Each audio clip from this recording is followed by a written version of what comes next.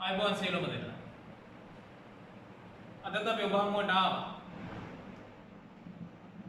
විශේෂයෙන් මේ දක්වා ඔබට මතකයි අපි ඉංජිනේරු තාක්ෂණ වේදේ විභාගය සඳහා අවශ්‍ය ප්‍රායෝගික පරීක්ෂණ වලට ඔබට උපකාරයක් වෙන්නේ අදාළ පරීක්ෂණ කරන විදිය. මේ ප්‍රායෝගික දැනුම සහ න්‍යායාත්මක කරුණු එකතු කරමින් වීඩියෝ මාලාවක් කරගෙන ආවා. මේ වීඩියෝ මාලාවට තවත් පියවරක් ඉදිරියට තියන්න අපි හිතුවා. ඒ නිසා අද විශේෂයෙන් උත්සාහයක් දරනවා තවත් පියවරක් ඉදිරියට තියන්න. මේ ප්‍රායෝගික පරීක්ෂණ වලට අමතරව ඔබට ඔබගේ විෂය නිර්දේශය සඳහා අදාළ පාඩම් එකකට අදාළ න්‍යායාත්මක කරුණු ආසලේ ඉගෙනන ආකාරයෙන් මේ වීඩියෝ මාලාවක් විදිහට ඔබ හමුවට අරගෙන එන්න. මොකද හේතුව රටේ උද්ගත වෙලා තියෙන තත්ත්වෙත් එක්ක ඔබට මේ දැනුම මේ නියමිත කාලය තුළ ලබා ගන්න සමහර විට හැකියාව ලැබෙන්නත් පුළුවන් නොලැබෙන්නත් පුළුවන්. කෙසේ වෙතත් මේ සියලුම දේවල් වලට යම් උපකාරයක් වෙන්න අපි මේ සත්කාරය කරන්න හිතුවා. ඉදිරි පියවරක් තියන්න හිතුවා. ඉතින් අද අපි ප්‍රධාන වශයෙන් කතා කරන්න යනවා ධාතුම ශ්‍රේණියේ ඉලෙක්ට්‍රොනික ශාස්ත්‍රයට අදාළ න්‍යායාත්මක කොටසක් ගැන. ධාතුම ශ්‍රේණියට එනකොට අපි දන්නවා විශේෂයෙන් ඉලෙක්ට්‍රොනික ශාස්ත්‍රයේ පාඩම් එකක බහුලවම තියෙන ධාතුම ශ්‍රේණියට අදාළ විදුලි ශාස්ත්‍රයේ ප්‍රධාන වශයෙන් ලොකු පාඩම් එකක ගොඩක් බහුලව තියෙන ධාතුම ශ්‍රේණියට අදාළව. ඉතින් අද අපි එකෙන් තෝරගත්තා ධාතුම ශ්‍රේණියේ තුන්වෙනි නිපුණතා මට්ටමට අදාළව ප්‍රධාන වශයෙන් තුන්වෙනි නිපුණතා මට්ටම කතා කළොත් ඉලෙක්ට්‍රොනික තාක්ෂණ එදිනදා ජීවිතයේ භාවිතය සම්බන්ධයෙන් තමයි කතා කරන්නේ තුන්වෙනි නිපුණතා මට්ටමේ.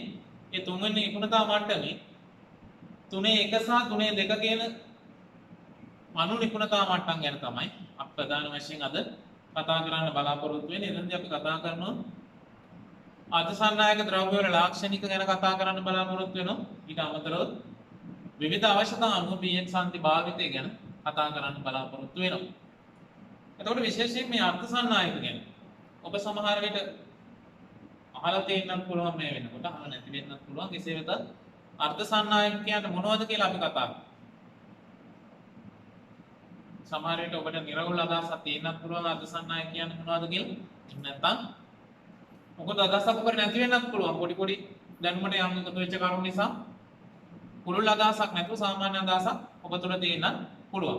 ඉතින් මේ අර්ධසන්නායක ගැන කතා කරන්න කලින් අපි දන්න තැනකට ආවා.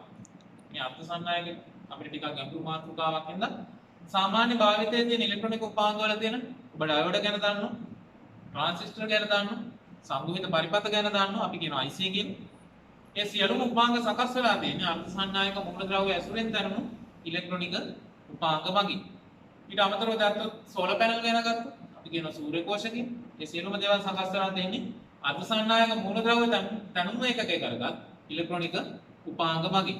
එතකොට මේ ඉලෙක්ට්‍රොනික උපාංග විශේෂයෙන් ඔය ඩයෝඩ් ට්‍රාන්සිස්ටර් කියන දේවල් හොයාගත්තට පස්සේ ඔබ දන්නවා අපි නොකොල්වට සමාජයේ ලොකු පරිවර්තනයක් වුණා ඉලෙක්ට්‍රොනික ශාස්ත්‍රයේ.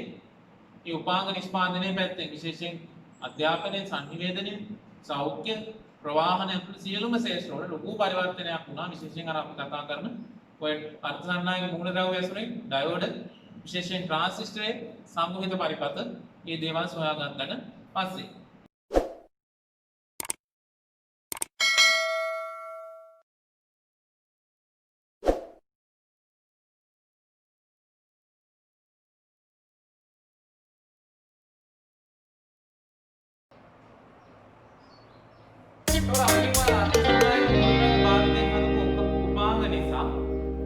සමාජයේ ලොකු පෙරලියක් ලොකු හැරවීමක් සිද්ධ වුණා කියලා හැරවුම් ලක්ෂයක් අර ට්‍රාන්සිස්ටර් ඩයෝඩ් සංවේද පරිපථ ඊට පස්සේ ඉතින් එහාට ආපු සුත්‍ර පාලක ඇතුළු ඒ සියලුම දේවල් නිසා. එතකොට ඒවෙන් දැනෙන උපාංග නිසා විශේෂයෙන් පරිගණක ඔයගොල්ලන්ගේ පරිගණකයේ ඊට පස්සේ ජංගම දුරකථන ඇතුළු මේ සියලුම උපාංග නිසා සමාජයේ ලොකු වෙනසක් ඇති වුණා. එතකොට අර මූලික උපාංග වලට අර්ධසන්නායක කියන දේ පාදක වුණා. එතකොට අපි අර්ධසන්නායක කියලා කිව්වට අපිට ලොකු දැනීමක් නැහැ දැනෙන්න. ඔබ 12 ශ්‍රේණියේ ඉඳලා ධාතුම ශ්‍රේණියට විභාග විශේෂයෙන් 10 11 ශ්‍රේණිය අනුව ඔබ වයසින් එනකොට ඔබේ දැනුමත් එක්ක යම් දැනුමක් ඇති සමහරවල්ලාට. සන්නායක කියන්නේ මොනවද? පරිවාරක කියන්නේ මොනවද? මොකද ඊතර වහන දේවල් අපේ. එතකොට මූලිකවම අපේ ඕනිම කෙනෙක් ඕනිම ළමයෙක්ගෙන් අපි අහුවත් වෙන සන්නායකයක් කියන්නේ මොකද්ද කියලා? ප්‍රධාන වශයෙන් ඔයගොල්ලන්ගේ තියෙන අදහස තමයි සන්නායකයක් කියන්නේ විදුලිය ගමන් කරන ලෝහ ද්‍රව්‍ය සියල්ල සන්නායක. ඊට පස්සේ කෙනෙක්ගෙන් අහුවත් දැන් පරිවාරක කියන්නේ මොනවද කියලා? විදුලිය ගමන් නොකරන අලෝහ ද්‍රව්‍ය සියල්ල පරිවාරකයි කියලා ඔන්න උත්තරයක් දෙයි. එතකොට ඒ කාලේ තිබ්බ දැනුමට සාපේක්ෂව ඔබට ඒ උත්තරේ ගොඩක් වෙලාවට නිවැරදි වෙන්න පුළුවන්. හැබැයි දැන් චුට්ටක් කල්පනා කරලා ඔබට තියෙන දැනුමත් එක්ක විදුලිය ගමන් කරන සියලුම ලෝහ ද්‍රව්‍ය සන්නායකයි කියලා කිව්වොත් අපිට හිතෙනවා ඒ අත්දැකීම එච්චරම නිවැරදිද කියලා. මොකද හේතුව මම උදාහරණයක් දෙන්නම්. කාබන් කියන මූල ද්‍රව්‍ය ගත්තොත් විශේෂයෙන් අපි කතා කරන ওই වීඩියෝ වල අපි කතා කළා මෝටර පැත්තේ මෝටර වල බ්‍රෂ් වලට ඒ වගේ ගොඩක් තැන්වල කාබන් මූල ද්‍රව්‍ය භාවිතා වෙනවා. අලෝහ ගණයේ ඉන්න මූල ද්‍රව්‍යයක් හැබැයි විද්‍යුත් සන්නායකයක්. එහෙනම් අර අර්ථ දැක්වීම මම හිතන්නේ ඒ තරම්ම වටින්නේ නිවැරදි වෙන්නේ නැහැ. ඒක නිසා අපි පොඩ්ඩක් බලමු. අර්ධසන්නායක භාවිතය ගැන කතා කරන්න යන්නේ. එතකොට මෙතන ඔයගොල්ලන්ට පේනවා මේ සිලිකන් චිප් එකක් දාලා පෙන්නලා තියෙනවා. මේ චිප් එකක් ඇතුලේ මේ නිර්මාණය කළා. එතකොට අපි චුට්ටක් බලමු. දැන් අපිට තියෙනවා මේ අපි කතා කරපු ටික මෙච්චර වෙලා ඉලෙක්ට්‍රොනික ශාස්ත්‍රයේ බබල හැරෙන ලක්ෂයක් ලෙස අර්ධසන්නායක සොයා ගැනීම හා භාවිතයට යොමු වීම. නම් කළ හැකි පසු කාලයේ නොමික ශාස්ත්‍රයේ ඉතා ශීඝ්‍ර දියුණුවක් සහ සංවර්ධනයක් ඇති වීම නිසා වේ. ඒතකොට මම කිව්වා මොනවද කිව්වා? සම්පූර්ණ හැරවුම් ලක්ෂයක් බවට පත් වුණා මේ උපාංග සොයා ගැනීම. එතකොට අර මම අහපු ප්‍රශ්නේ විද්‍යුත් සන්නායක කියන්නේ මොනවද කියලා. එතකොට මම කිව්වා අර උත්තරේ අර අපේ පුරුද්දේ තියෙන උත්තරේ විදුලිය ගමන් කරන සියලුම ලෝහ ද්‍රව්‍ය සන්නායක වේ කියන එක ඇත්තටම දැන් මොකද දැනුමටත් එක්ක ගැලපෙන්නේ නැහැ. ඒකින්ද අපි ඉදිරිපත් කරන අලුතෙන් රචනයක් බලන්න.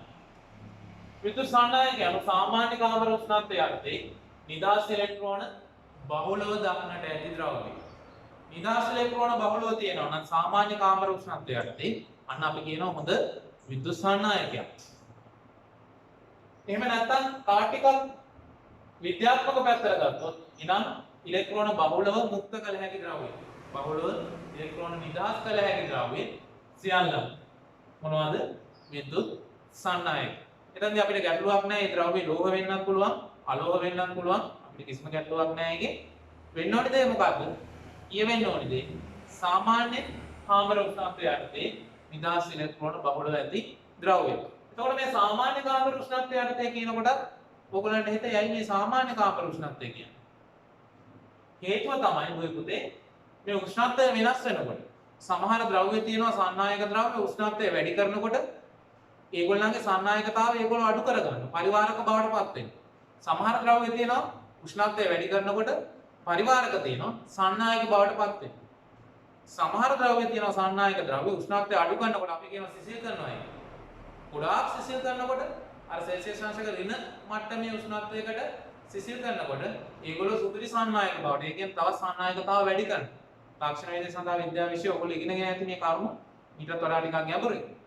සමහර ද්‍රව්‍ය තියෙනවා සිසිල් කරනකොට සන්නායකතාව අඩු කරලා පරිවාරක බවට පත් වෙනවා. අන්න ඒකින් තමයි අපි කියන්නේ සාමාන්‍ය කාමර උෂ්ණත්වය යටතේ නිදහස් ඉලෙක්ට්‍රෝන බහුල ඇති ද්‍රව්‍ය සියල්ලම මොනවද?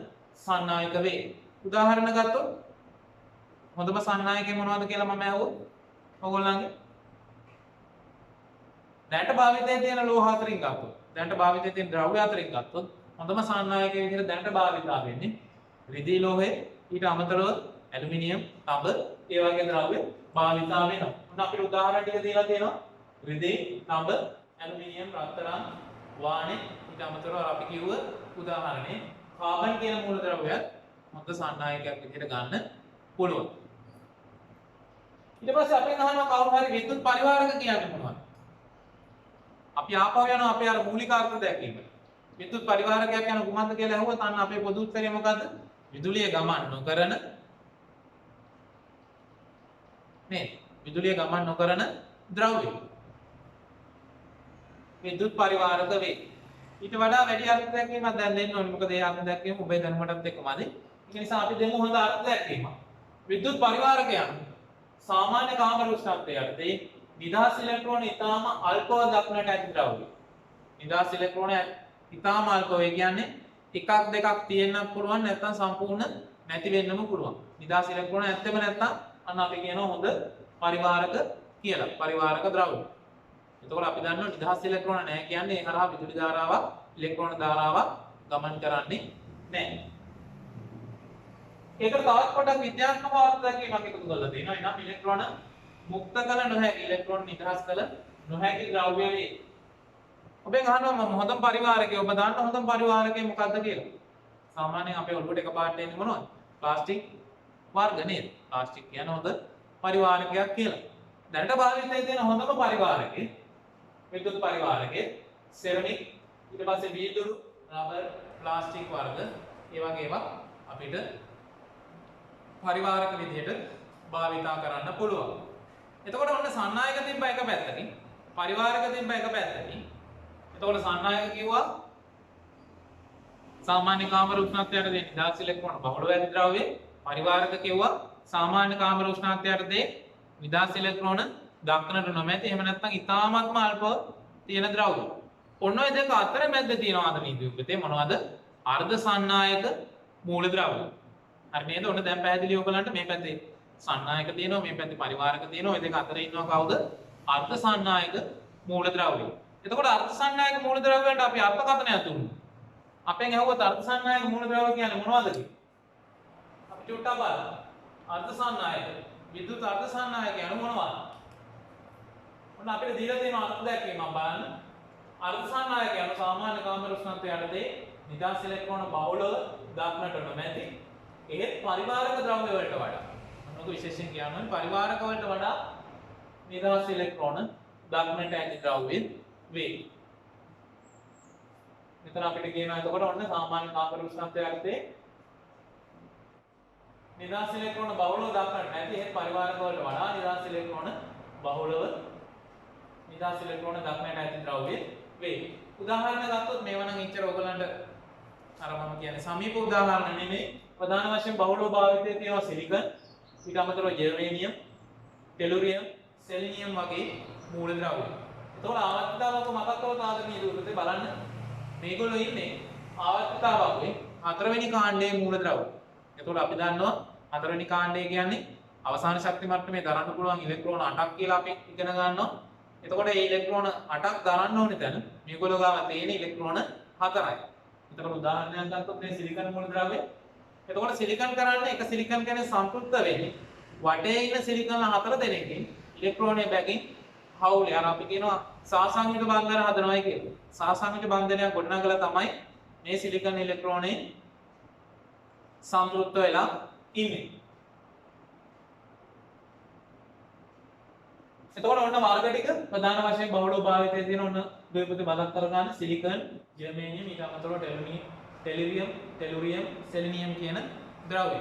ආවර්තිතාවකයේ හතරවෙනි කාණ්ඩයේ ඉන්න කට්ටිය ආවර්තිතාවකව කරගෙන තවත් ටිකක් දැනුවත් වෙන්න බලන්න. ඊට පස්සේ අපෙන් අහනවා බාහ්‍ය අර්ධ සන්නායක. ඔන්න ඔය වචන දැන් ඉගෙන ගන්න ඕනි පාරිභාෂිත වචන. අපිට තියෙනවා නිසක අර්ධ සන්නායක කියලා වර්ගයක් අපි කතා කරනවා. බාහ්‍ය අර්ධ සන්නායක කියලා වර්ගයක් අපි කතා කරනවා. නිසක අර්ධ සන්නායක කියන්නේ ආදරණීය දුපුතේ මොනවාක්වත් අපද්‍රව්‍ය කලවම් නොවිච්ච. අපි කියනවා සංසුද්ධයි කියලා. කිසිම අපද්‍රව්‍යයක් කලවම් වෙලා නැහැ. උදාහරණයක් ගත්තොත් දැන් මේ සිලිකන් විතරමයි සිලිකන් පරමාණු විතරමයි තියෙන්නේ. අන්න අපි කියනවා නිසක සිලිකන් දැරිසක් කියලා. නිසක සිලිකන් දැරිසක්. මොනවා හරි අපද්‍රව්‍යයක් අපි හිතමු මොනවා හරි මූලද්‍රව්‍යයක් අපද්‍රව්‍ය විදිහට කලවම් කළා කියලා. ඉතා කුඩා ප්‍රමාණයක් මේ සිලිකන් වලට ගෙනහලා කලවම් කළොත් අන්න එහෙම ඉතා කුඩා ප්‍රමාණයක් කලවම් කිරීම අපි හඳුන්වනවා මාත්‍රණය කියලා. මාත්‍රණය ඩෝපින්. මේ වචන වල හුරු වෙන්නේ.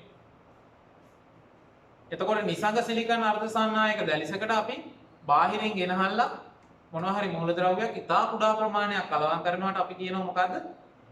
මාත්‍රණය කරනවා ඩෝපින්. එහෙම මාත්‍රණය කළාම අපිට හැදෙනවා මොනවද? බාහ්‍ය අර්ධ සන්නායක. පැහැදිලි නේද පුතේ?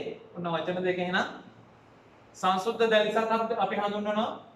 ඔන්න බලන්නකො බාහිර අපද්‍රව්‍ය කිසිවක් මිශ්‍ර නොවු සංසුද්ධ අර්ධ සන්නායක දැලිසක් අපි හඳුන්වනවා මොනවා කියලාද? නිසංග අර්ධ සන්නායක දැලිසක් කියලා හඳුන්වනවා. එතකොට නිසංග අර්ධ සන්නායක දැලිසක තියෙන්න පුළුවන් ඒ අර්ධ සන්නායක මූලද්‍රව්‍ය පමණයි. වෙනත් ද්‍රව්‍ය තියෙන්න බෑ. ඔන්න ඔයගලන්ට බලන්න මේ සිලිකන් දැලිසක් දාලා තියෙනවා බලන්න. මේ සිලිකන් පරමාණු ඔන්න මම කියපු කතාව මෙතනින් බලාගත්ත හැකි. දැන් මේ නැතේ ඉන්න සිලිකන් පරමාණු ගත්තොත් බලන්න එයා සම්පූර්ණ වෙලා ඉන්නේ. මේ පැත්ත සිලිකන්ගෙන් එක පරමාණුවක් ඉල්ලගෙන තියෙනවා. මේ උඩින් ඉන්න සිලිකන්ගෙන් තව එකක් ඉල්ලගෙන තියෙන ඉලෙක්ට්‍රෝනයක්. මේ පැත්ත සිලිකන්ගෙන් ඉලෙක්ට්‍රෝනයක්, මෙයාගෙන් ඉලෙක්ට්‍රෝනයක්, මෙයාගෙන් ඉලෙක්ට්‍රෝනයක් අරගෙන තමයි මෙයා සම්පූර්ණ වෙලා තියෙන ඉලෙක්ට්‍රෝන අවුලේ තියාගෙන අපි කියනවා සහසංවිත බන්ධනයක් හදලා තියෙන්නේ. ඒතකොට අපි කිව්වා සාමාන්‍ය කාන්ත ප්‍රශ්නක් වලට නිදාස් ඉලෙක්ට්‍රෝන පොඩ්ඩක් මේගොල්ලන් තියෙන්න ඕනේ කියලා. තියෙන්න පුළුවන් කියලා මෙන්න මෙතන ඔයගලන්ට පේනවා. මේ කවචය තුලින් එක්කෙනෙක් මොකද වෙලා තියෙන්නේ? එළියට නිදාස් වෙලා තියෙනවා. ඒ වගේ මේ සිලිකන් දැරිස එක්කෙනෙක් දෙන්නේ ඒ වගේ දැන් වල නිදාසේ ඉන්න පුළුවන්. ඊට පස්සේ අපි ගත්තොත් ඔන්න ජර්මේනියම් දැරිසක්. මේ නිසංග ජර්මේනියම් දැරිසක්. ඒ කියන්නේ ජර්මේනියම් විතරයි තියෙන්නේ. ජර්මේනියම් පරමාණු විතරයි. ජර්මේනියම් බලන්න ඉලෙක්ට්‍රෝන හවුලේ තියාගෙන තමයි සහසංවිත බන්ධනයක් හදලා මේ විදිහට සම්පූර්ණ වෙලා ඉන්නේ. ඊට පස්සේ වර්ගයක් වෙනවා අපිට Pn P සහ N වර්ගයේ අර්ධ සන්නායක ද්‍රව්‍ය කියලා. P සහ N වර්ගයේ අර්ධ සන්නායක ද්‍රව්‍ය. ඒකට මොනවද මේ P සහ N වර්ගයේ අර්ධ සන්නායක ද්‍රව්‍ය? දැන් මම කිව්වා ඔයගලන්ට නිසංග අර්ධ සන්නායක වලට ඉතා සුළු වශයෙන් අපද්‍රව්‍ය මිශ්‍ර කළාම මාත්‍රණය කළාම මම මේ වචනම කියන්න නිසංග අර්ධ සන්නායක වලට අපද්‍රව්‍ය මාත්‍රණය කළාම බාහ්‍ය අර්ධ සන්නායක හැදෙනවා කියලා. ඔන්න ඔය බාහ්‍ය අර්ධ සන්නායක ප්‍රධාන වර්ග දෙකයි. එකක් තමයි මොකද්ද? මේ P වර්ගය, P වර්ගයේ අර්ධ සන්නායක, අනික N වර්ගයේ අර්ධ සන්නායක. ඔක වුණාම නිකන් ඕගොල්ලන්ට හිතෙනවා මොනවද මේ කියලා නේද? P වර්ගය, N වර්ගය. ඔක ලොකු දෙයක් නෙමෙයි දුවේ. ඔය P වර්ගය කියන්නේ පොසිටිව් ටයිප් කියන එක. පොසිටිව් ටයිප් ඒ කියන්නේ ධනාරෝපිත වර්ගය. ඒකේ P අකුර තමයි අරගෙන P වර්ගයේ අර්ධ සන්නායක කියන්නේ. එතකොට N වර්ගය කියන්නේ නෙගටිව් ටයිප්. අපි කියනවා ඍණාරෝපිත අර්ධ සන්නායක. අන්න ඒකේ N අකුර මුලට අරගෙන තමයි N වර්ගයේ අර්ධ සන්නායක කියන්නේ. එතකොට අපි චුට්ටක් බලමු. මේ P වර්ගයේ සහ N වර්ගයේ අර්ධ සන්නායක කොහොමද සකස් කරගන්නේ කියලා. දැන් ඔයගොල්ලන්ට කියනවා බලන්න නිසංග අර්ධ සන්නායක වල සන්නායකතාව ඉවරනවා ගැනීම සඳහා බාහිර අපද්‍රව්‍ය ඉතා සුළු වශයෙන් මිශ්‍ර කිරීම මගින් ඔන්න අපි කතා කරපු වචනේ බාහිර අපද්‍රව්‍ය ඉතා සුළු වශයෙන් මිශ්‍ර කිරීම අපිට හඳුන්වලා දීලා තියෙනවා මොකක් කියලාද? මාත්‍රණය කිරීම. මාත්‍රණය මගින් සිදු කළ හැකි අතර එමගින් බාහ්‍ය අර්ධ සන්නායක නිපදවනු ලබයි. බාහ්‍ය අර්ධ සන්නායක එතකොට මම කියව වර්ග දෙකයි P වර්ගයේ සහ N වර්ගයේ. P කිව්වේ පොසිටිව් ටයිප්, N කිව්වේ නෙගටිව් ටයිප්.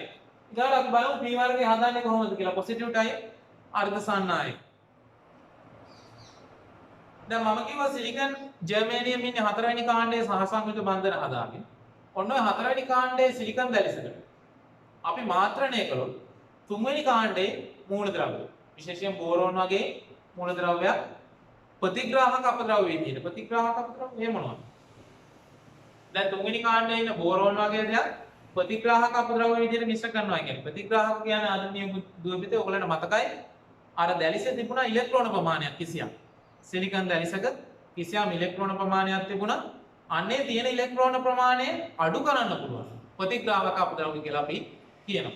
දැන් අපි බලමු. ඔන්න අපිට කියනවා සංසුද්ධ සිලිකන් හෝ ජර්මේනියම් දැලිසකට ආවර්තිතතාවයේ තුන්වන කාණ්ඩයේ මූලද්‍රව්‍ය වෙන ප්‍රධාන වශයෙන් ගැලියම්, බෝරෝන්, ඉන්ඩියම් වැනි ද්‍රව්‍ය ප්‍රතිග්‍රාහක අපද්‍රව්‍ය වශයෙන්. ප්‍රතිග්‍රාහක අපද්‍රව්‍ය කියන්නේ දැලිසක තියෙන ඉලෙක්ට්‍රෝන ප්‍රමාණය අඩු කරන අපද්‍රව්‍ය. මාත්‍රණය කිරීම මගින් ධනාරෝපිත P වර්ගයේ අර්ධ සන්නායක නිපදවා ගන්නු ලබයි. ඒ කියන්නේ දැන් හිතන්නකො කිසියම් තැනක ඉලෙක්ට්‍රෝන තියෙනවා කියලා අපි කියනවා ඍණාරෝපිතයි කියලා. ඒ ඉලෙක්ට්‍රෝන තියෙන තැනක ඉලෙක්ට්‍රෝන අයින් කරනවා. එතකොට මොකද වෙන්නේ? ඍණාරෝපිත බව අඩු වෙලා ඒ දැලිස ධන බවට පත් වෙනවා නම් අපි කියනවා පොසිටිව් ටයිප්. දැන් අපි උදාහරණයක් බලමු. උදාහරණයක් බලමු අපි බෝඩ් එකේ මේක ඇඳලා කොහොමද මේ වැඩේ කරන්නේ කියලා.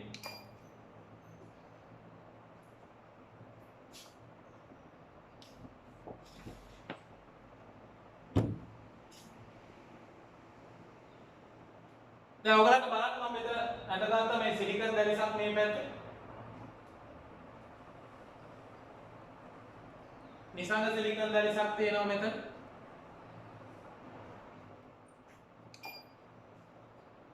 දැන් බලන්න මේ මැද්දේ ඉන්න සිලිකන්. වටේ ඉන්න සිලිකන් හතර දෙනත් එක්ක එකතු වෙලා මේ ඉලෙක්ට්‍රෝන හවුල තියාගෙන මොකද කරලා තියෙන්නේ මෙතන සාසංයුත බන්ධනයක් හදලා තියෙනවා. මම මෙතන ගෙනත් දානවා දූපිතේ තුන්වෙනි කාණ්ඩයේ බෝරෝන් කියන.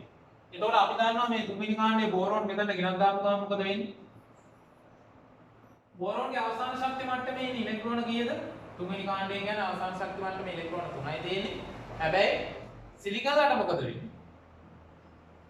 සිලිකන්ලට මේ වටේ ඉන්න සිලිකන් හතර දෙනාට ඉලෙක්ට්‍රෝන හතරක් අවශ්‍යයි. හැබැයි බෝරෝන් ගාව තියෙන ඉලෙක්ට්‍රෝන කීයද? ඉලෙක්ට්‍රෝන 3යි. එතකොට මේ එක සිලිකන් කෙරේට මොකද වෙන්නේ? ඉලෙක්ට්‍රෝනයක් අඩු වෙලා යනවා. අන්න එතන අපි කියනවා කුහරයක් නිර්මාණය වෙනවා. කුහරයක් එහෙම නැත්නම් ඔයගොල්ලෝ සිලබස් එකේ කියන්නේ මෙතන තිතක් කියලා. තිතක් නිර්මාණය වෙනවා. සාමාන්‍යයෙන් ඉලෙක්ට්‍රෝන ඍණාරෝපිතයි. මේ කුහර එහෙම නැත්නම් තිත් ධනාරෝපිතයි. එතකොට ඔයගලන්ට පේනවා මේකට බෝරෝන් මාත්‍රණය කරන්න මොකද වෙන්නේ? මේ දැලිසට. දැලිසේ තියෙන ඉලෙක්ට්‍රෝනය බැගින් අඩු වෙලා යනවා. අන්න අපි කියනවා එහෙනම් මේ දැලිස මොන ආරෝපිත වෙනවද? ධන ආරෝපිත වෙනවා. පොසිටිව් ටයිප් බවට පත් වෙනවා. මම හිතන්නේ පැහැදිලි වෙන්නේ නැති.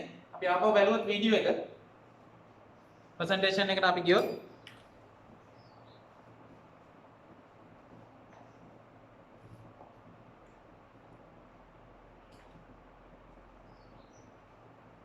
අපි බලමු කොහොමද මේක කරන්නේ කියලා. අපි බෝඩ් එකේ විස්තර කළා.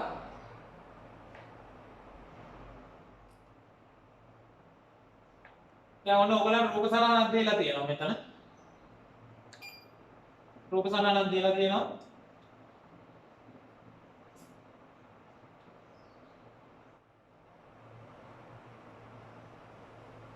ඔයගොල්ලන්ට පේනවා මෙතන P වර්ගයේ අර්ධසාන්නායක හදාන්න බෝරෝන් ගෙනත් දාලා තියෙනවා.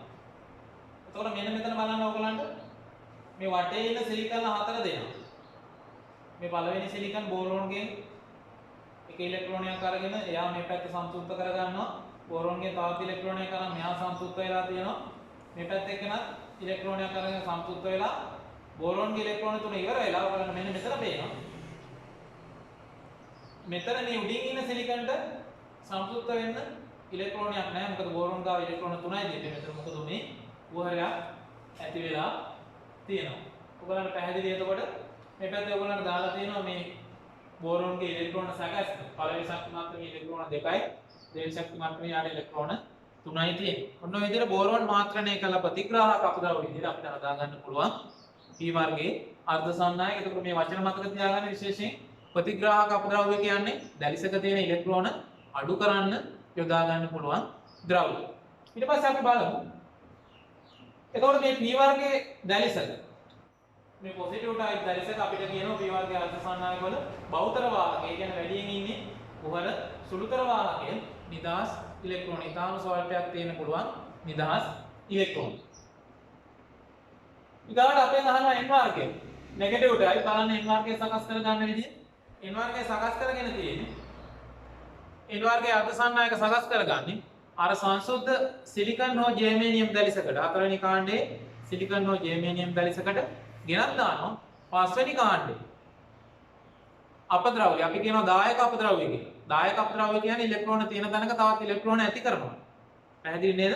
දායක අපද්‍රව්‍ය විදිහට මාත්‍රණය කරනවා පස්වෙනි කාණ්ඩේ ඉන්න ආසෙනික් වගේ මූලද්‍රව්‍ය. එතකොට සිලිකන්ලට ඕනි වටේ ඉන්න සිලිකන්ලා හතර දෙනාට ඕනි ඉලෙක්ට්‍රෝන 4යි. හැබැයි ආසෙනික්ගේ මොකද වෙලා තියෙන්නේ පස්වෙනි කාණ්ඩයේ ඉඳන් තව ඉලෙක්ට්‍රෝනයක් වැඩිපුර තියෙනවා ඉතුරු වෙනවා. එතකොට මොකද වෙන්නේ? ආසෙනික් මාත්‍රණය කරන්න දැලිසේ තියෙන ඉලෙක්ට්‍රෝන ප්‍රමාණය තවත් වැඩි වෙනවා. අන්න අපි කියනවා මොන ආරෝපිතයිද? ඍණ ආරෝපිතයි. එහෙම නැත්නම් නෙගටිව් ටයිප්. අපි බලමු. ඔන්න අපිට විස්තරය කියලා තියෙනවා. එතකොට සංසුද්ධ සිලිකන් හෝ ජර්මේනියම් දැලිසකට ආවර්තිතා මගුවේ පස්වෙනි කාණ්ඩයේ මේක තියන්න ඕනි. මූලද්‍රව්‍ය වෙන ෆොස්ෆරස්, ආසනික්, ඇන්ටිමනි වැනි මූලද්‍රව්‍ය දායක අපද්‍රව්‍ය. ඔන්න වචනේ මතක තියාගන්න. එතකොට දායක අපද්‍රව්‍ය කියන්නේ දැලිසක තියෙන ඉලෙක්ට්‍රෝන ප්‍රමාණය තව වැඩි කරන්න පුළුවන් අපද්‍රව්‍ය. මාත්‍රණය කිරීම මගින් ඍණ ආරෝපිත N වර්ගයේ අර්ධසන්නායක නිපදවා ගන්නු ලබයි. ඔන්න අපිට කියලා තියෙනවා N වර්ගයේ නිෂ්පාදනය කර ගන්න ආකාරය. දැන් බලන්න මෙතන ගෙනත් දාලා තියෙනවා ඇන්ටිමනි ගෙනත් දාලා තියෙනවා. අපි ඊට කලින් පොඩ්ඩක් බෝඩ් එකට යමුකෝ. නේද? බෝඩ් එකේ අපි උදාහරණයක් බලමු.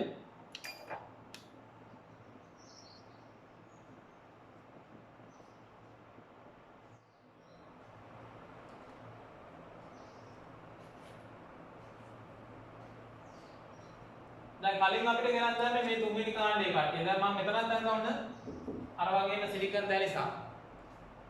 ඔයගලන්ට පේනවා. සිලිකන් දැලිසක් ඇඳලා තියෙනවා. ඒකට වටේ සේක් කරලා හතර දෙනාගෙන් ඉලෙක්ට්‍රෝන අරගෙන මෙයා සම්පූර්ණ වෙලා ඉන්නවා. එතකොට මෙතනට ගෙනත් දානවා කොහෙද? මේ කවුද? පස්වෙනි කාණ්ඩේ. පස්වෙනි කාණ්ඩේ ඉන්න ආසනික. ආසනික ගෙනත් දැම්මම ඔන්න ආසනිකව ගෙනත් දැම්මම මෙතනට ආසනිකේ ඉලෙක්ට්‍රෝන 5ක් තියෙනවා. අවසාන ශක්ති මට්ටමේ. එතකොට මේගොල්ලන්ට ඕනි කීයද? මෙයාට ඕනි 1යි. මේ සිලිකන්ට ඕනි 1යි. මෙයාට 1යි.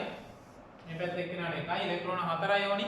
ඉතුරු ඉලෙක්ට්‍රෝනය මොකද්ද වෙන්නේ? නිදහස් ඉලෙක්ට්‍රෝනයක් විදිහට මේ දැලිසට එකතු වෙනවා. ඔය විදිහට මේ සිලිකන් දැලිසට ආසනිකය කියන්නේ පස්වෙනි කාණ්ඩයේ කට්ටිය මාත්‍රණය කරන්න මොකද වෙන්නේ? දැලිසේ තියෙන ඉලෙක්ට්‍රෝන ප්‍රමාණය වැඩි වෙනවා. අපි කියනවා මොකක්ද එතකොට? දැලිස ඍණාරෝපිතයි. Negative type. පැහැදිලි වෙන්නේ නැති එහෙනම් හොඳටම පස්වෙනි කාණ්ඩයේ මූලද්‍රව්‍ය අර හතරවෙනි කාණ්ඩයේ සිලිකන් හෝ ජර්මේනියම් දැලිසකට දායක අපද්‍රව්‍ය විදිහට මිශ්‍ර කරන්න මාත්‍රණය කරන්න මොකද වෙන්නේ? දැලිස ඍණාරෝපිත වෙනවා. එතකොට එහෙනම් ඍණාරෝපිතය කියන්නේ බහුතර වාහකයේ කවුද ආදරණීය රූපෙද? බහුතර වාහකයේ නිදහස් ඉලෙක්ට්‍රෝන සුළුතර වාහකයේ උගර විදිහට ක්‍රියාත්මක වෙනවා.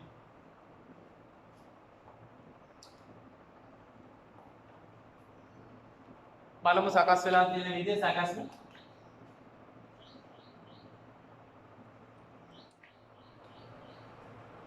බලන්න ඇන්ටිමනි එකතු කරලා තියෙනවා. පස්වෙනි කාණ්ඩයේ කෙනෙක්. එතකොට මේ වටේ ඉන්න සිලිකන් හතර දෙනා ඉලෙක්ට්‍රෝන හතර පැකින් ඊළඟන සම්පූර්ණ වෙලා ඉන්නවා. අමතර ඉලෙක්ට්‍රෝනේ මොකද වෙලා තියෙන්නේ? නිදහස් ඉලෙක්ට්‍රෝනයක් බවට පත් වෙලා මේ විදිහට එළියට ඇවිල්ලා තියෙනවා. දැන් ඔයගලන්ට පැහැදිලි ඇති මිශ්‍ර අර්ධ සන්නායක මූලද්‍රව්‍ය කියන්නේ මොනවද? බාහ්‍ය අර්ධ සන්නායක කියන්නේ මොනවද? ඊට පස්සේ බාහ්‍ය අර්ධ සන්නායක වර්ග දෙක මොනවද? P වර්ගය කියන්නේ කොහොමද? P වර්ගය හැදෙන්නේ කොහොමද? P වර්ගය කියන්නේ ඇයි? ඊට පස්සේ N වර්ගය කියන්නේ මොනවද? N වර්ගය හැදෙන්නේ කොහොමද කියන එක. ඊට පස්සේ අපි බලමු.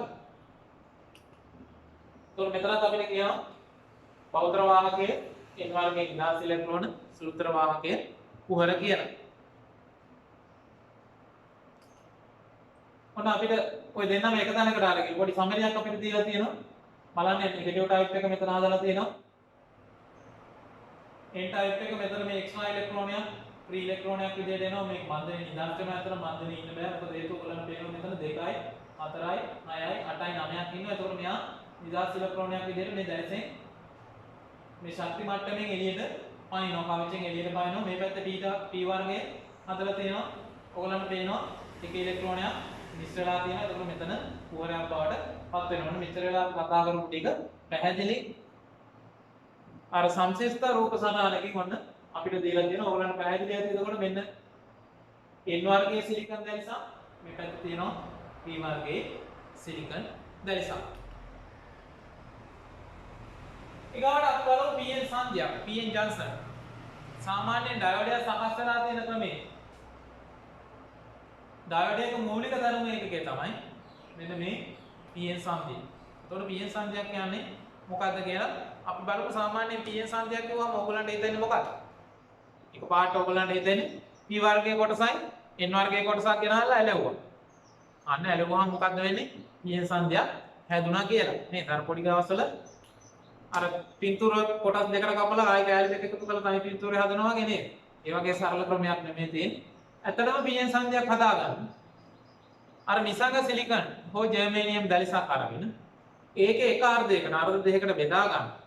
අර්ධ දෙකකට බෙදලා එක පැත්තකට එක අර්ධයකට කලවම් කරනවා. තුන්වෙනි කාණ්ඩයේ ප්‍රතිග්‍රාහක අපද්‍රව්‍ය අනිත් අර්ධයට කලවම් කරනවා. පස්වෙනි කාණ්ඩයේ දායක අපද්‍රව්‍ය. එතකොට අපි දන්නවා අර දැලිසේ එක පැත්තක් P වර්ගයේ විදිහට අනිත් පැත්ත N වර්ගයේ විදිහට මොකද වෙන්නේ? ආරෝපණය වෙනවා. අපි බලමු චුට්ටක් ඔය කියන විස්තරය. දැන් ඔන්න අපිට විස්තරය කියලා තියෙනවා. නිසං ආර්ධ සාන්නායක කැබල් එක එක් පසකට P වර්ගයේ ආර්ධ සාන්නායක අපද්‍රව්‍යයක් අනිත් පසට N වර්ගයේ ආර්ධ සාන්නායක අපද්‍රව්‍යයක් මාත්‍රණය කර විලීන කිරීම මගින් PN සංඛ්‍යා නිර්මාණය කරගනු ලබයි. එතකොට ඔන්න PN සංඛ්‍යා සකස් කරගන්න විදිහ අපිට කියනවා ඒ විදිහට සංධිය නිර්මාණය කළාම P කොටසේ කොහොමද N කොටසේ නිදාස් ඉලෙක්ට්‍රෝන සංධිය හරහා දෙපසට විසරණය වේ. දැන් ඔකේ හොඳ විස්තරයක් අපිට බැලුව හැකි මේ රූප සලහන කරලා. දැන් මුල්ම අවස්ථාවේ දැන් මේක බැලුවොත් ඔයගලන්ට පේනවා මුල්ම අවස්ථාවේ දැන් මෙන්න මෙතන තමයි සංධිය.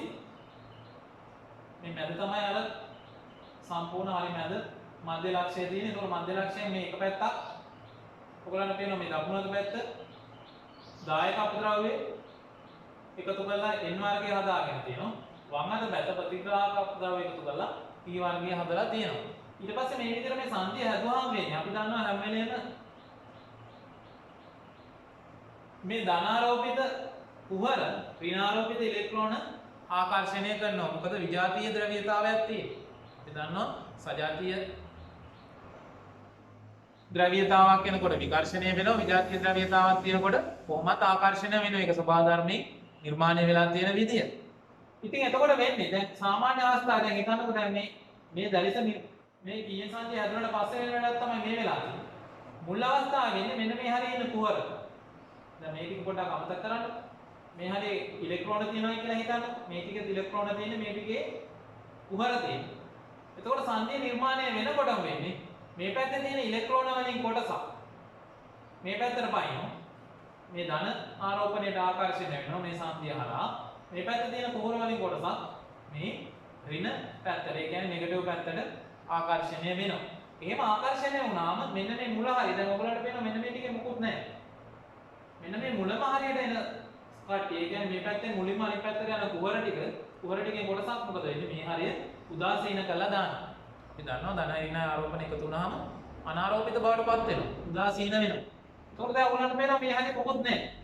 එතකොට අර ඉතුරු කුහර ටිකට මොකද වෙන්නේ? මේ පැත්තට පැන්න ඉතුරු කුහර ටිකට එතනින් එහාට යන්න වාහක මාධ්‍යයක් නැති නිසා මොකද වෙන්නේ? ඒගොල්ලෝ මෙන්න මෙතන මේ සංධිය ආසන්නයේ කුහර ටික ඔයගොල්ලන්ට පේනවා ඉතුරු වෙලා තියෙනවා ධනාරෝපිත කුහර ටික. ඉලෙක්ට්‍රෝන වලටත් ඔය වැඩේම වෙනවා. ඉලෙක්ට්‍රෝන කොටස් දෙක තුනක් පයින්නවා මේ සංධියේ මෙහා පැත්තට පැනනහම මොකද වෙන්නේ? මෙන්න මේ මුල හරියේ ඉන්න ඉලෙක්ට්‍රෝන ටික කුහරත් එක්ක එකතු වෙලා උදාසීන වෙච්ච ගමන් අර ඉතුරු ටිකට මොකද වෙන්නේ? වාහක මාධ්‍යයක් නැති නිසා ඒගොල්ලන්ට ගමන් කරන්න බෑ. එතකොට ඔයගොල්ලන්ට පේනවා මෙන්න මේ හරිය සංධිය ආසන්නයේ ඉලෙක්ට්‍රෝන ටිකකුත් ඉතුරු වෙලා තියෙනවා. ඊට පස්සේ ඔයගොල්ලන්ට පේනවා මෙන්න මේ සීමාවක් අපිට දීලා තියෙනවා. අන්නේ සීමාව අපි කියනවා අනාරෝපිත සීමාව. ඔන්න ඔය පෙදෙස අපි හඳුන්වනවා පීඑන් සංධියක හීන ස්තරය. එහෙම නැත්නම් හායිත පෙදෙස කියලා. ඩෙප්ලේෂන් ලේයර් කියලා එහෙම නැත්නම් ඩෙප්ලේෂන් රීජන් කියලා ඉංග්‍රීසියෙන් අපිට හඳුන්වනවා හායිත පෙදෙස. ඊට පස්සේ විශේෂත්වයක් තියෙනවා මෙන්න මෙතන ඔයගොල්ලන්ට පේනවා මේ හායිත පෙදෙස තුල තියෙනවා P පැත්තේ ඍණාරෝපණ කිසියම් ප්‍රමාණයකුත් N පැත්තේ ධනාරෝපණ කිසියම් ප්‍රමාණයකුත් ඔන්නෝක අපි හඳුන්වනවා PN සංධියක අභ්‍යන්තර විභවය කියලා. දේහලීය වෝල්ටේජතාව. සාමාන්‍යයෙන් සිලිකන් වලින් ඇදුවා නම් මේ සිලිකන් ඩයෝඩ් එක ගන්න PN සංධියක් නම් මේ දේහලීය වෝල්ටේජතාව වෝල්ට් 0.6ක් බවට පත් වෙනවා. ජර්මේනියම් වලින් හැදුවා නම් මේ අගය 0.2ක් බවට පත් වෙනවා. ඔන්න ඔයගලන්ට පැහැදිලි හරි දැන් PN සංධියක් හැදුවාම සකස් වෙන්නේ කොහොමද කියලා සැකස්ම. එතකොට මේ පැත්ත P වර්ගයේ P රීජන් එක, මේ පැත්තේ N රීජන් එක, මැද්දේ තියෙනවා මෙන්න මෙතන සංධිය. ඊට පස්සේ සංධිය අවට ප්‍රදේශය ඇති වෙනවා ආයත පෙදෙසක්, හීන ස්තරයක්. හීන ස්තරය තුල තියෙනවා මොනවද? දේහලීය වෝල්ටේජතාවක්. P පැත්තට ඍණාරෝපණ සහිත කොටස ඉතුරු වෙන්න, N පැත්තට ධනාරෝපිත කොටස ඉතුරු වෙන්න. එතකොට සිලිකන් නම් දේහලීය වෝල්ටේජතාව 0.6යි වෝල්ට්, ජර්මේනියම් නම් 0.2යි වෝල්ට්. එතකොට මේ විදිහට සකස් කරන PN සංධියක් අපි භාවිතා කරනවා මොකක් විදිහටද? ඩයෝඩයක් විදිහට. එහෙනම් දැන් ඔයගලන්ට ඔන්න පැහැදිලි නැති අර්ධ සන්නායක ගැන අපි කතා කළා. ඉසකාර්ධ සන්නායක කියන්නේ මොනවද කියලා හඳුන්වනවා. බාහ්‍ය අර්ධ සන්නායක කියන්නේ මොනවද කියලා හඳුන්වනවා. ඊට පස්සේ අපි කතා කළා කොහොමද P වර්ගය හදන්නේ? කොහොමද N වර්ගය හදාගන්නේ කියන එක. එතකොට P වර්ගය හදුවා, N වර්ගය හැදුවා. ඊට පස්සේ අපි කතා කරනවා PN සංධියක් කොහොමද නිර්මාණය කරගන්නේ කියලා. ඊට පස්සේ අපි PN සංධියේ තියෙන මෙන්න මේ ස්තර ටික විශේෂයෙන් හැඳින්වුවා. ඊට පස්සේ අපි යනවා මේ PN සංධිය ඇසුරෙන් සකස් කරගන්න ඩයෝඩයක් කියන්නේ මොකක්ද කියලා බලන්න. දැන් ඔන්න ඔයගොල්ලන්ට පේනවා මේ ඩයෝඩ දියෝඩ සාමාන්‍ය සිංහලෙන් ඔය වචන දෙකම භාවිත වෙනවා. වචන ගැන වැඩි හිතන්න එපා. ඉංග්‍රීසියෙන් ඩයෝඩ් කියලා අපි හඳුන්වන්නේ. ඔන්න මේ ඩයෝඩ් වර්ග ඔයගොල්ලන්ට පේනවා. ඔයගොල්ලන්ගේ සාමාන්‍ය භාවිතයේ තියෙන මේ පරිපථ වල දකින්න වර්ග මේ ඍජුකාරක ඩයෝඩ් අපි කියනවා රෙක්ටිෆයිර් ඩයෝඩ් කියලා. රෙක්ටිෆයිර් ඩයෝඩ් මේවා ඍජුකාරක ඩයෝඩ් ඊට පස්සේ මෙතන තියෙනවා සෙනර් ඩයෝඩ්. මේ රෙක්ටිෆයිරෙන් බ්‍රිජ් එකක් තියෙනවා. ඍජුකාරක සේතු කියලා අපි කියනවා. මේ තියෙන සේතුවක්. ඊට අමතරව විශේෂයෙන් ඍජුකාරක සංග්‍රහිත පරිපථ ඇවිල්ලා තියෙනවා. එතකොට ඔන්න රූප සටහන් වලින් බැලුව හැකියි. එතකොට ඩයෝඩයක් කියන්නේ මොකක්ද කියලා අපෙන් අහුවා. දැන් ඔන්න අපි දන්නවා ඩයෝඩයක් කියන්නේ PN සාන්ද්‍රයකින් සැදිච්ච උපාංගයක්. ඒක අපි දන්නවා. තවත් පොඩක් විස්තර කරන්න කිව්වොත් ඩයෝඩයක් කියන්නේ මොකක්ද? ඩයෝඩයක් භාවිතා වෙන්නේ මොකටද කියලා අපි කිව්වොත් මේ ඩයෝඩයක් භාවිතා වෙන්නේ මොන වගේ දෙයකටද කියලා. ඩයෝඩයක් කියන්නේ අතන මොකක්ද කියලා අහුවොත් දෙන්න තියෙන හොඳම අර්ථ දැක්වීම තමයි පැහැදිලි කිරීම තමයි විද්‍යුත් කපාටයක්. විද්‍යුත් කපාටයක්. එතකොට මේ ඩයෝඩයක් කරා වෙන්නේ මොකද්ද? විදුලිය එක දිශාවකට පමණක් ගමන් කරනවා. පැහැදිලි නේද? විද්‍යුත් කපාටයක් ඩයෝඩයක් කියන්නේ. එතකොට ඩයෝඩේ කාර්යය තමයි මොකද්ද? පරිපථයක් තුළ ගමන් කරන විද්‍යුත් ධාරාව එක දිශාවකට පමණක් ගමන් කරනවා. ඊට විරුද්ධ දිශාවට ගමන් කරන්න දෙන්නේ නැහැ. අපි බලමුකෝ විස්තරය අපිට. PN සංඛ්‍යාවක් උපයෝගී කරගනිමින් තනා ඇති ඩයෝඩේ විද්‍යුත් පරිපථවල විද්‍යුත් කපාටයක් ලෙස ක්‍රියාත්මක වේ. එනම් වෝල්ටීයතාව හා ධාරාව පරිපථයේ එක් දිශාවකට පමණක් ගමන් කරවයි. එතකොට ඔය විදිහට එක් දිශාවකට පමණක් වෝල්ටීයතාව ධාරාව ගමන් කරන්න සැලැස්වි. අපිට නිකම් කරන්න බෑ. ඒකට අපිට කරන්න ඕනේ පොඩි ක්‍රමවේදයක් තියෙනවා. අන්නේ ක්‍රමවේදය අපි හඳුන්වනවා මොකක් කියලාද? මෙන්න අපිට කියලා තියෙනවා. එම ක්‍රියාවලිය ඩයෝඩය නැඹුරු කිරීම. මොන පාරිභාෂික වචනයක් අපිට ආයි අලුතෙන් එනවා මොකද්ද? බයස් කිරීම. නැඹුරු කරනවා බයස් කරනවා. නැඹුරු කිරීම ලෙස හඳුන්වනු ලැබේ. ඔන්න අපිට පේනවා අර කලින් අපි කතා කරපු PN සංඛ්‍යාවක් අපිට දීලා තියෙනවා. එතකොට ඔන්න සංවිධායක සංකේතය මේ සාමාන්‍ය ඩයෝඩයේ සංකේතේ ඩයෝඩයේ අග අපිට හඳුන්වන විශේෂ නම් දෙකක් තියෙනවා. එකක් තමයි ඇනෝඩය අනික කැතෝඩය. ඔයගලන්ට පේනවා මේ ඩයෝඩ සංකේතයේ මේ ත්‍රිකෝණේ E හිස යොමු වෙලා තියෙනවා. මෙන්න මේ E හිස යොමු වෙලා තියෙන්නේ නැඹුරු කළාම ධාරාව ගලන දිශාවට. ඔයගලන්ට එතකොට පේනවා ධාරාව ගලන දිශාව කොහේ සිට කොහෙටද? ඇනෝඩයේ සිට කැතෝඩය දක්වා. ඔයගලන්ට පේනවා අනිත් පැත්තට ධාරාව එන්න හැදුවොත් මොකද වෙන්නේ? මෙන්න මෙතන මොකද කරලා තියෙන්නේ? බාධකයක් දාලා තියෙනවා. එතකොට කැතෝඩයේ සිට ඇනෝඩයේ දක්වා ධාරාවක් ගලන්නේ නැහැ. පැහැදිලි නේද? එතකොට ඇනෝඩයේ සිට කැතෝඩයේ දක්වා ධාරාවක් ගැලීමටපත් කිරීම අපි හඳුන්වනවා පෙර නැඹුරුව කියලා.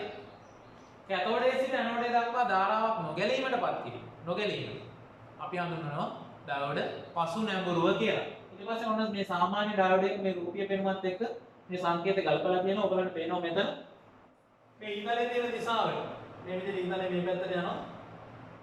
මෙතන මේ හෝල්ට් එකක් තියෙනවා.